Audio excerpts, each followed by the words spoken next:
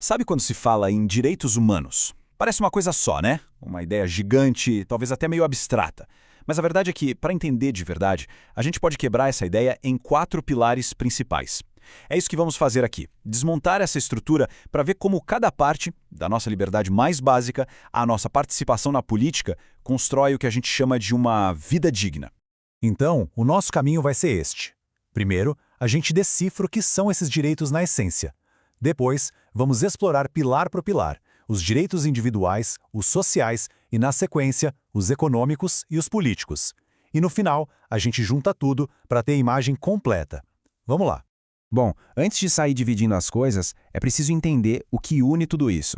Direitos fundamentais não são só regras. Pensa neles como as condições mínimas, o básico, para que qualquer pessoa possa não só sobreviver, mas viver plenamente. É esse o ponto de partida de toda a nossa conversa. E a base de tudo, a ideia central, é um princípio muito forte: a universalidade. Isso quer dizer que esses direitos são para todo mundo. Ponto. Não importa onde a pessoa nasceu, a cor da pele e em que acredita, o simples fato de ser humano já garante esses direitos. É um direito de nascença, não um privilégio. E é exatamente aí que a coisa fica mais concreta. Porque sair dessa ideia geral de direitos e começar a nomear, a classificar cada um deles, é o que transforma um conceito abstrato em algo que a gente pode entender e, claro, cobrar.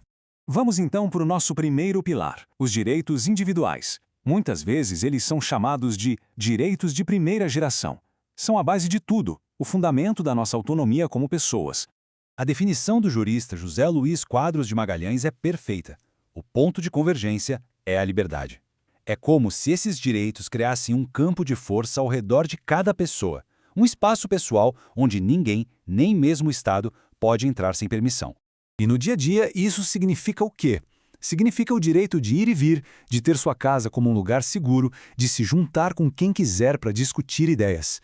São garantias que protegem o indivíduo.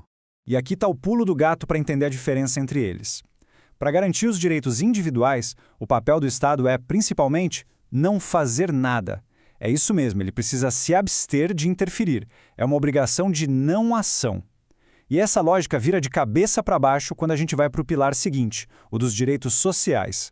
Chegamos no segundo pilar. Agora o foco muda do indivíduo para a coletividade, para o nós. A ideia aqui não é só proteger a pessoa, mas garantir que a sociedade como um todo tenha condições reais de bem-estar.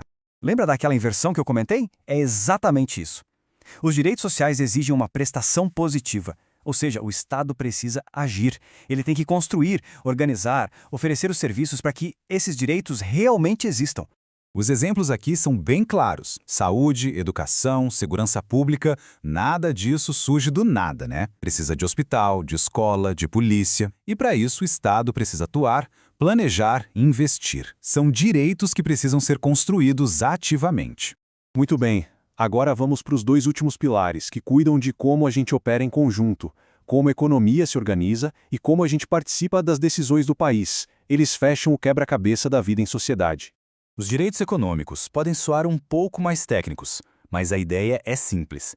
Eles são as regras do jogo da economia. A função deles é garantir que a política econômica de um país busque justiça social e não só lucro a qualquer custo. Então, por exemplo, o direito a um meio ambiente saudável ou a proteção de quem consome um produto, tudo isso entra como direito econômico, porque mexe diretamente na forma como as empresas e a economia funcionam. Por último, mas não menos importante, os direitos políticos. Eles são o coração da democracia, né? É o nosso direito de participar, de votar e de ser votado. É o que garante que o poder venha do povo. Mas aqui tem um detalhe importante que diferencia esse pilar dos outros. Enquanto o direito à vida, por exemplo, é de todo mundo, sempre é requisito, os direitos políticos têm condições. Para votar é preciso ter uma idade mínima, ser cidadão do país é uma característica bem particular deles. Ok, a gente passou por cada pilar separado. Agora é hora de dar um passo para trás e ver a obra completa. Como todas essas peças se encaixam para formar a estrutura que sustenta a dignidade humana. Esse quadro aqui resume tudo de uma forma bem clara. Direitos individuais com foco na liberdade. Direitos sociais focados no bem-estar. Econômicos numa política justa. E os políticos na participação. São 4 frentes diferentes, mas que se completam. E essa é a grande mensagem. Esses direitos não funcionam sozinhos. Não dá para escolher entre ter liberdade e ter saúde, ou entre poder votar e ter um meio ambiente decente. Eles são uma rede. Um depende do outro. Se um desses pilares enfraquece, a estrutura toda balança. E para a gente fechar, fica aqui uma reflexão. Olhando para a nossa realidade hoje, qual desses 4 pilares parece ser o mais frágil? Aquele que está exigindo mais atenção. Entender essa estrutura é o que nos dá as ferramentas não só para conhecer nossos direitos, mas principalmente para lutar por eles.